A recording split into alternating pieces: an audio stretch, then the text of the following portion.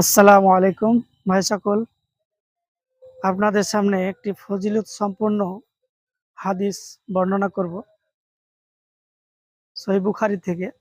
আন আবি হুরায়রা রাদিয়াল্লাহু তাআলা আনহু قال قال رسول الله صلى الله عليه وسلم كلمتان حبيبتان إلى الرحمن خفيفتان على اللسان ثقيلتان في الميزان سبحان الله وبحمده سبحان الله العظيم।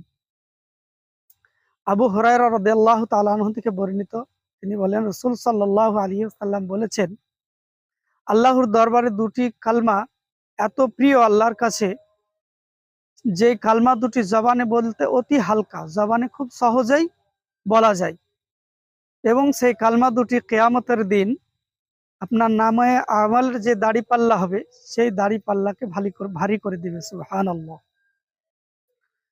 তো দোয়াটি কি? দোয়াটি হচ্ছে এই সুবহানাল্লাহি ওয়া বিহামদিহি সুবহানাল্লাহিল আযীম।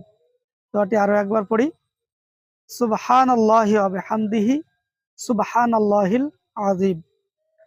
ভাই সকল, ভিডিওটি ভালো লাগলে লাইক, কমেন্ট, শেয়ার করবেন এবং এরকম ইসলামিক ভিডিও পেতে আমার পেজটিকে ফলো করে আমার পাশে থাকবেন। আসসালামু আলাইকুম।